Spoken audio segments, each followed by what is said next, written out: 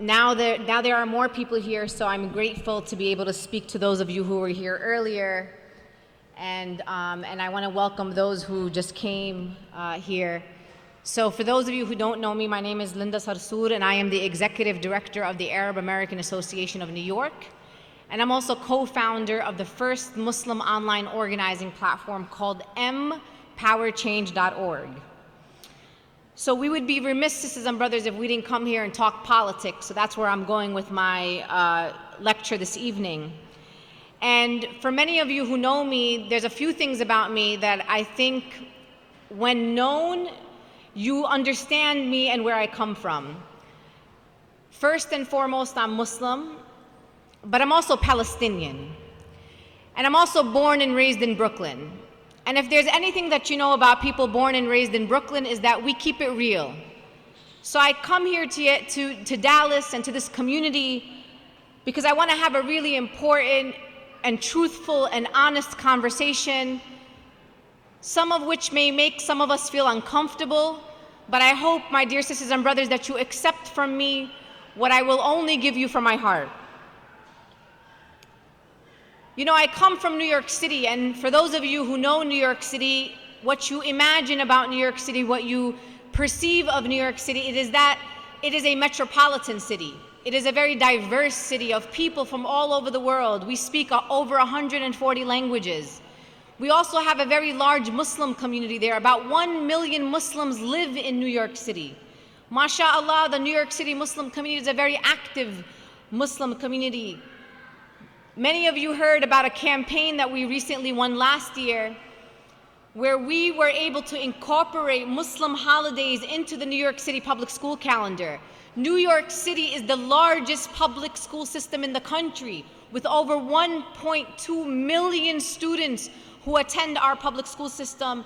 And on our high holy holidays, on Eid al-Fitr and Eid al-Adha, all children in New York City stay home, and they understand that they are home because it is a Muslim holiday, and because the Muslim communities wanted to make sure that our children, that Muslim children who are 1 out of every 8 New York City public school children are Muslim children. They are our children, that we were not asking the New York City public education system for any favors. We were demanding the dignity and the respect and the inclusion of our beautiful children who deserve to be recognized by the very school system that they attend. So while I tell you, my dear sisters and brothers, that the Muslim community is active there, but we have challenges even in places like New York City. Recently, in the past month, you have heard about the execution, the public execution of two of our imams in Ozone Park, Queens. Just 10 days, about 2 weeks later, there was the stabbing of a dear sister named Nazma Khanim, a 60-year-old woman wearing religious garb, walking home from work with her husband, stabbed in the street. She was wearing her bracelets and her purse. When she was found and her body was found, she still had her bracelets. She wasn't robbed. Someone took the life of a dear sister in our community. And just a few days after that, 2 Yemeni sisters were walking down the street in broad daylight in Brooklyn, pushing strollers with babies, and a woman came from behind and assaulted them to the point where a baby fell out of the stroller. And then a few days after that, a woman came to the United States, to New York City as a tourist, a Muslim woman as a tourist from Europe. And she was walking down the streets in Manhattan, and a brother came up to her and lit her shirt on fire. This, my dear sisters and brothers, is happening in a place like New York City. Imagine the struggles of Muslims who live in other parts of the country where they don't have strong and organized and active Muslim communities. I tell you this because islamophobia and what is happening to our communities around the country is real. And even here in Irving, you have mashallah, you are a blessed community. You live amongst each other, you share resources and institutions, but there are other Muslim communities who are not as blessed as you are. And I tell you this because there are many things that are happening in the Muslim community, and we always have these conversations about Islamophobia, about hate crimes, about masajid being burnt, like the one in Fort Pierce, which was just the day before Eid while you were preparing your children for Eid. There was a community in Fort Pierce, Florida, who had to cancel their Eid Salah and celebrations because a man, a Trump supporter, lit their masjid on fire. Alhamdulillah, the generosity of the Muslim community and our allies have helped to raise $50,000 for them to rebuild and renovate their masjid. When I think about the Muslim School Holidays campaign, which was a campaign that was led by mothers in our community, it was our mothers that stood up for their children and said, I want my child to be recognized.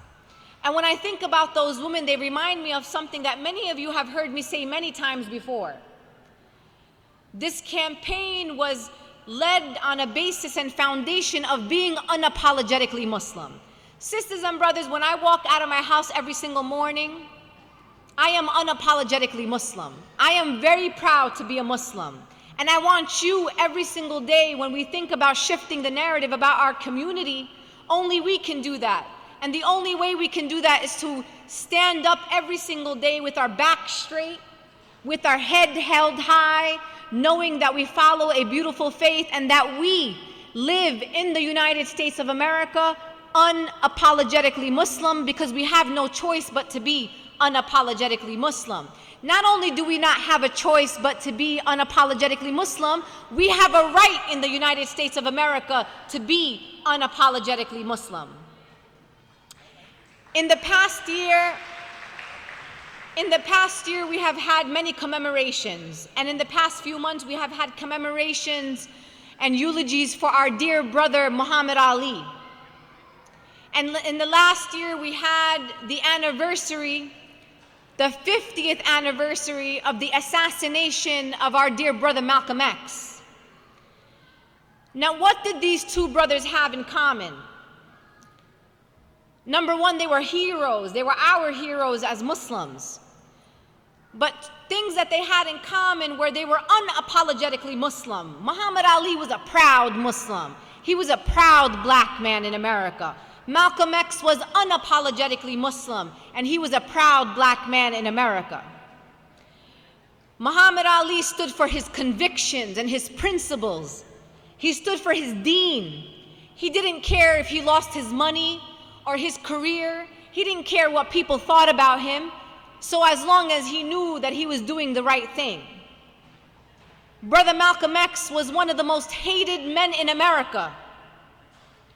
Did you hear me, my dear sisters and brothers? He was one of the most hated men in America, but he was also one of the most respected men in America. Till today, Malcolm X continues to be one of the most respected men in American history, because he stood on conviction and values and principles. He never bowed down to the powers that be, and he always stood up for justice for his own people and the justice of all people. They are my heroes, and we have other heroes in our community, the heroes that built this masjid, the heroes that built this community, the heroes that built our Islamic schools across this country, the masajid that we attend, the people who founded MAS and ICNA and CARE and all these beautiful organizations that have continued to build infrastructure for us to be whole Muslim communities. Those too are our heroes. But I always want to tell my dear sisters and brothers that before these heroes in our community right now, those of whom who are still with us and those who have left this earth, and before Malcolm X and before Muhammad Ali, before those heroes, there was heroes before those heroes.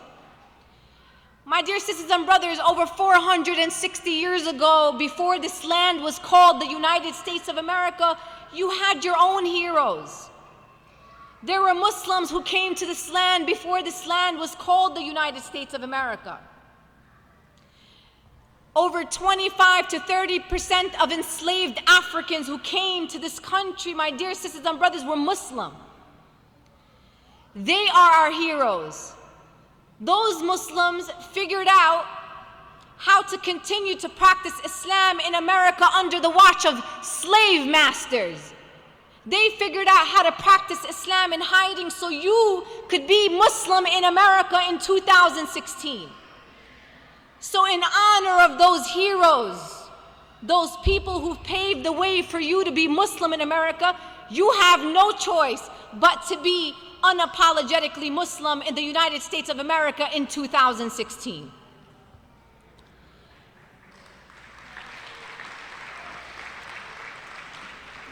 Sisters and brothers, when I am at work or I'm organizing or I'm in a community, you know what I think about when I'm sitting by myself? You know what question I ask myself? I ask myself, what story are people going to tell about me 100 years from now? What story are people going to tell about Muslim communities 100 years from now? What are people going to say about the Muslims who lived in 2016? Did you ever think about that? I want you to imagine with me for a second, 100 years from now, the conversations that Muslims are going to be having.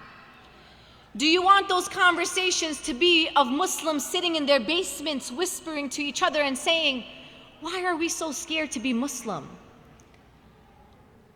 Why are we so cowardly? Why are our wives and daughters and sisters not wearing hijab? Why have we not named our children and given them Muslim names? What happened in the past 100 years that we are in the state that we are in today? What were those Muslims doing 100 years ago that we are so ashamed and afraid to be Muslim 100 years from now? This, my dear sisters and brothers, is the question that I ask myself. 100 years from now, I want to be a part of a story where Muslims 100 years from now are more proud to be Muslim than we are proud to be Muslim in 2016. I want to have a story where people are saying, MashaAllah, the Muslim community was 5 million, we are 20 million Muslims in America. I wanted them to say, MashaAllah, how courageous those Muslims were who lived in 2016, who stood up for us, who stood up for Islam, who stood up for the justice of all people. MashaAllah, may Allah provide Jannah for those people. I want people, sisters and brothers, to make dua for us 100 years from now based on the choices that we make today. That is the story that I want to be a part of, and that is the story that I want you to be a part of.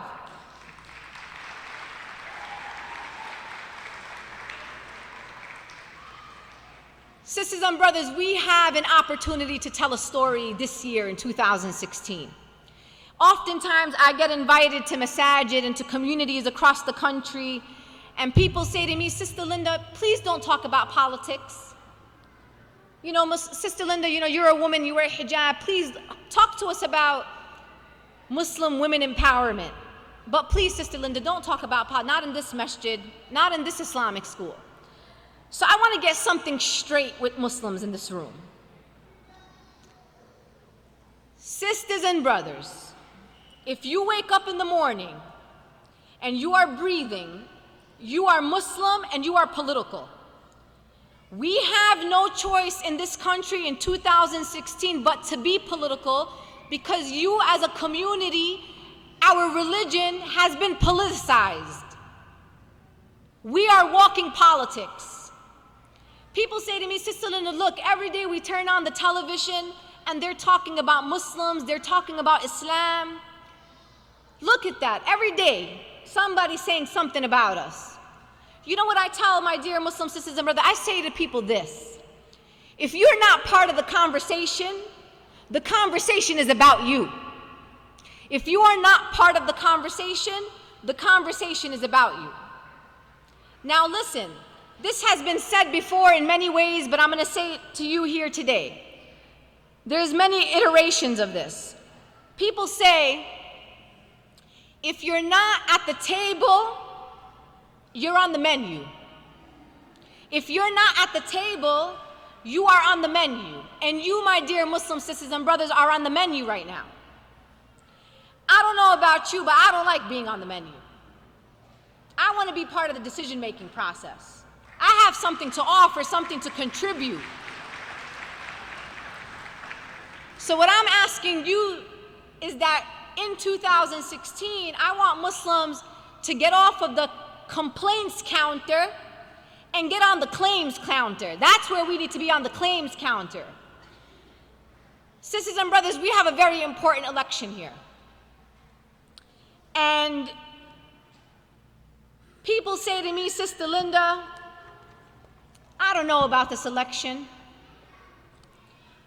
I don't have no choice. We don't have a choice in this election. We got evil and evil. And we have these conversations across the country.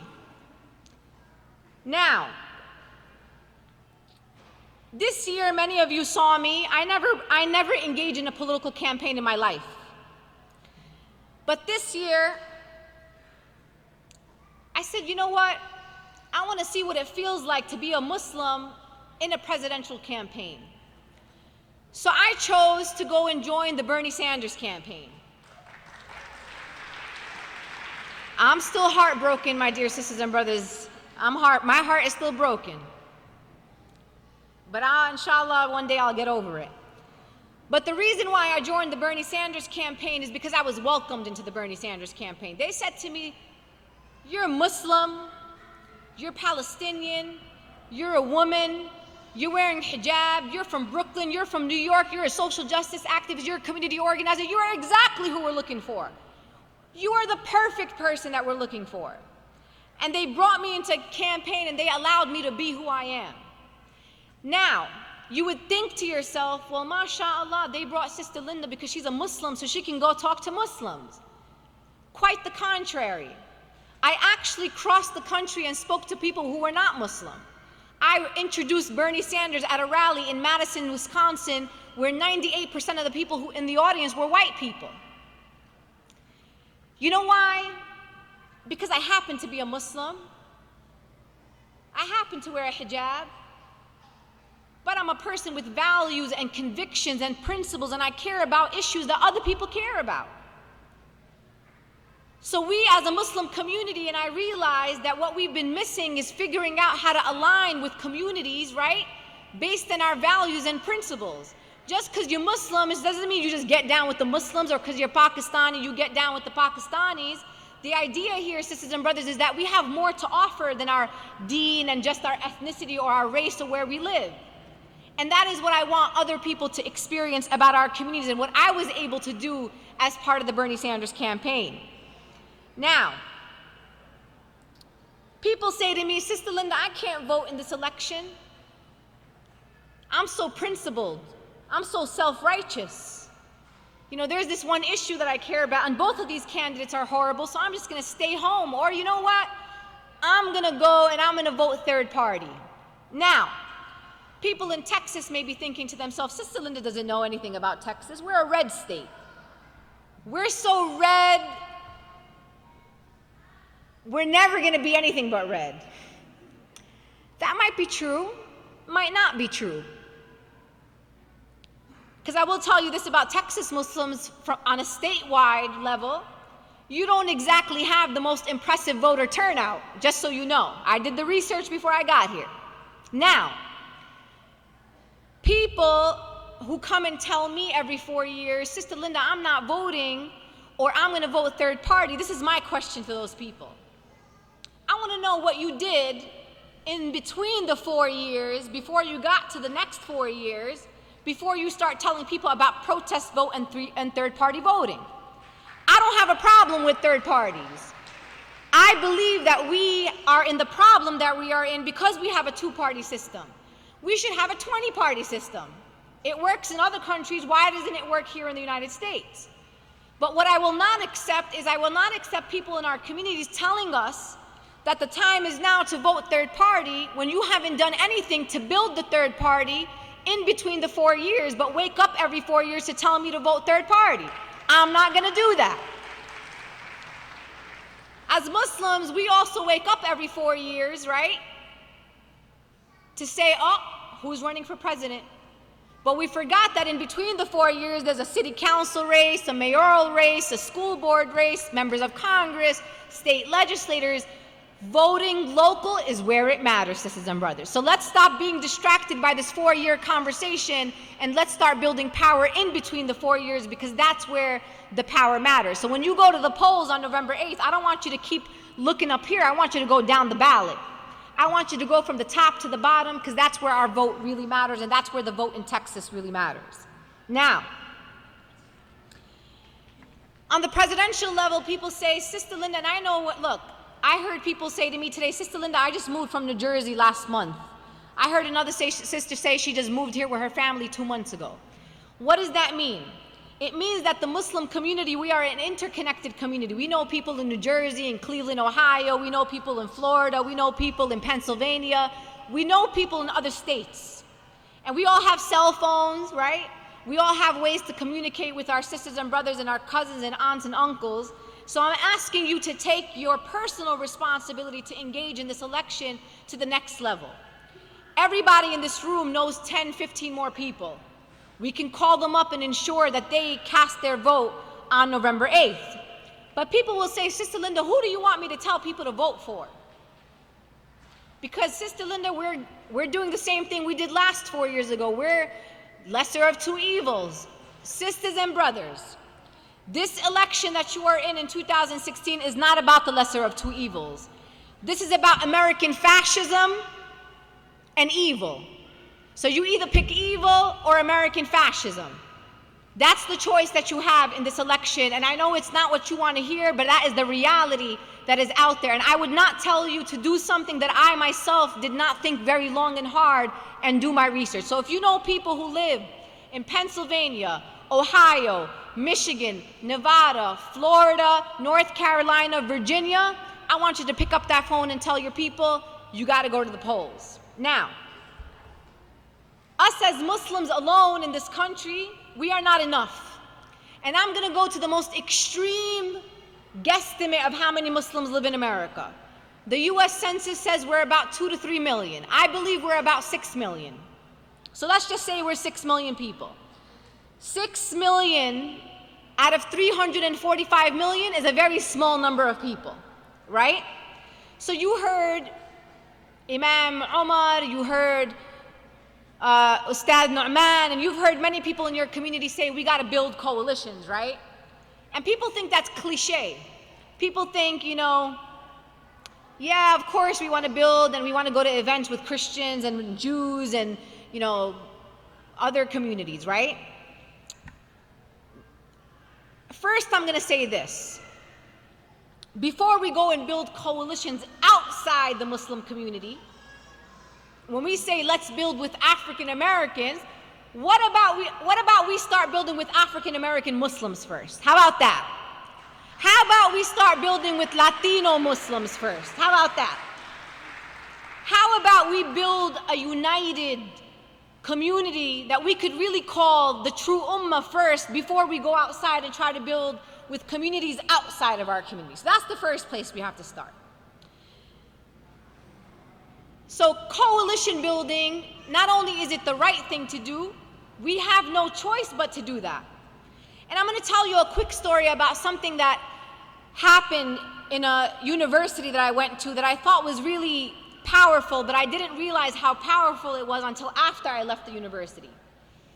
So I went to a university, I was invited to lecture, and I'm sitting in a room, and there was about 500 young people in there, diverse students.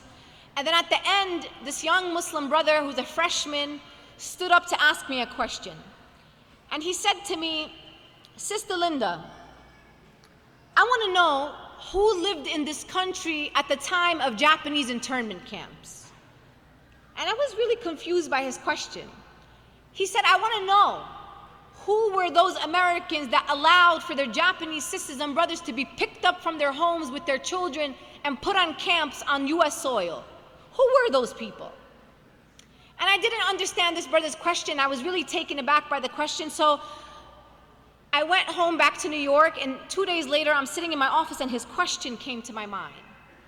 And I started to reflect, and I said to myself, that brother that is a really important question. This is what I ask you. I ask you, my dear sisters and brothers, who in this country do you believe is going to put their bodies on the line for Muslims if we found ourselves in a situation like our Japanese American sisters and brothers? Who is ready to sacrifice for our communities if we were to find ourselves in a situation like that? When we say solidarity, when we say coalition building, not only is it the right thing to do, we have no choice but to do it, my dear sisters and brothers. And we cannot expect others to come and put their bodies on the line for our community if we are not doing that for other communities. Sisters and brothers, just in the past, 10 days, 4 African American brothers were shot and murdered and assassinated on the streets of our communities. Were we there with their wives and their children? Were we standing up in this country and saying that we will not be silent when our law enforcement that is sworn to protect and serve us is murdering our fathers and brothers on the streets of our community? Where are we when our Central American and Latino sisters and brothers are being deported by the hundreds every single day? When there are mothers in our community that are crying, their children, that our families are being separated by our broken immigration system? Where are we when there are issues impacting other communities? We are not there. Sisters and brothers, we live on the land of Native Americans. This land that you live on is a land of indigenous people. In North Dakota, right now as we speak, there is a corporation that is trying to build a pipeline under the only access to clean water that the Sioux tribe in North Dakota has. Sisters and brothers, in Islam we say water is life. We live on a land of another people. Where is our moral compass and our moral outrage for our Native American sisters and brothers who have endured so much genocide and trauma and hurt in this country, that in 2016 we should have delegations of Muslims in North Dakota raising money and protecting their sisters and brothers and protecting this earth? That, my dear sisters and brothers, is what we are missing in the Muslim community right now in 2016.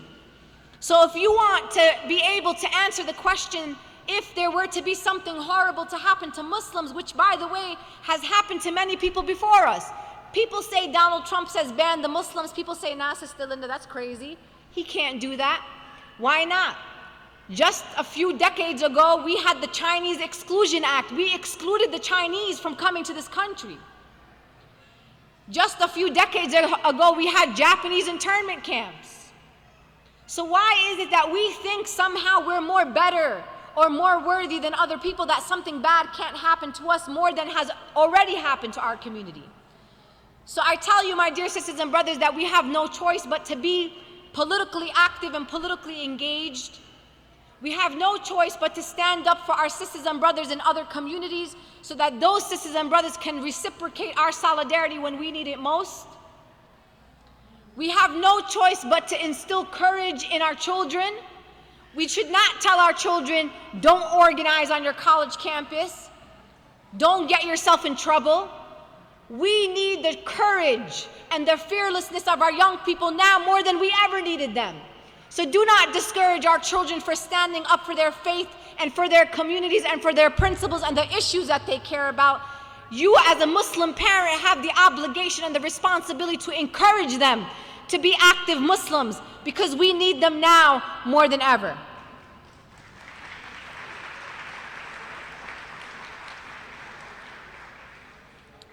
I will end by saying this.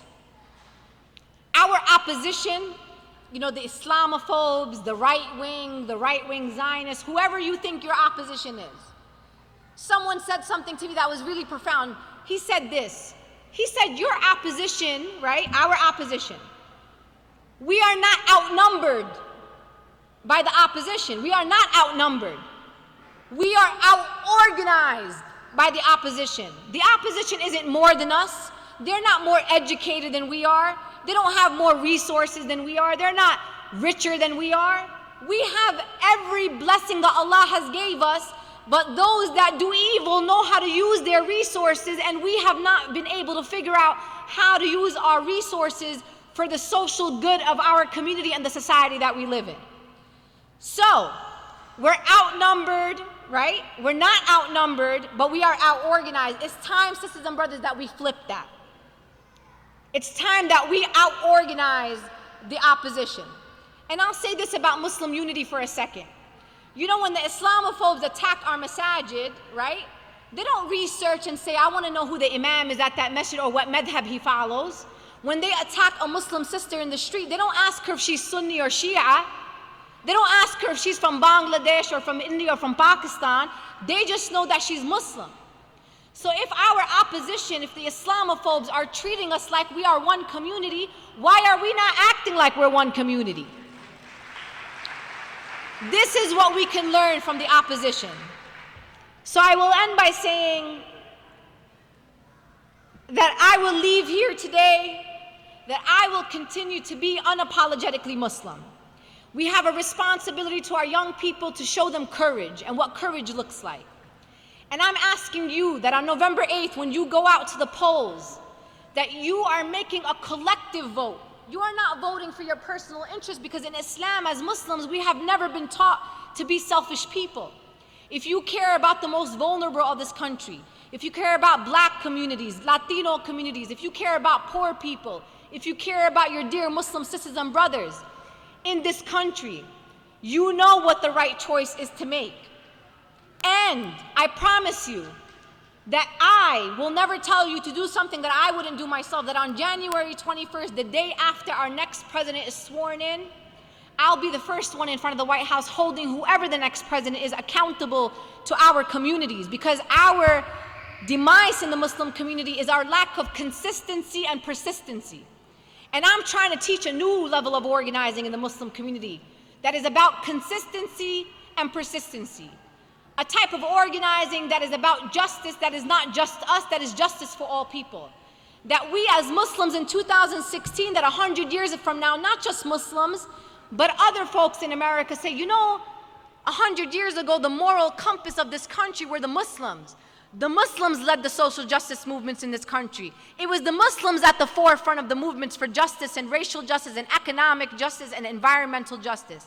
And my dear sisters and brothers, I welcome you to the front lines, because I promise you that being Muslim is about prayer and about fasting and about charity, but is also about standing up against tyrants and oppressors, and it is about standing up for justice for all people. May Allah be blessed with those who stand up for justice for all people. May Allah protect our communities. May Allah instill in our hearts the moral courage for us to stand up for our children, for our faith, for our communities, and for our masajid. And may Allah instill in us the love and compassion for all of Allah's creations, that includes Muslims and non-Muslims alike. Assalamu alaikum.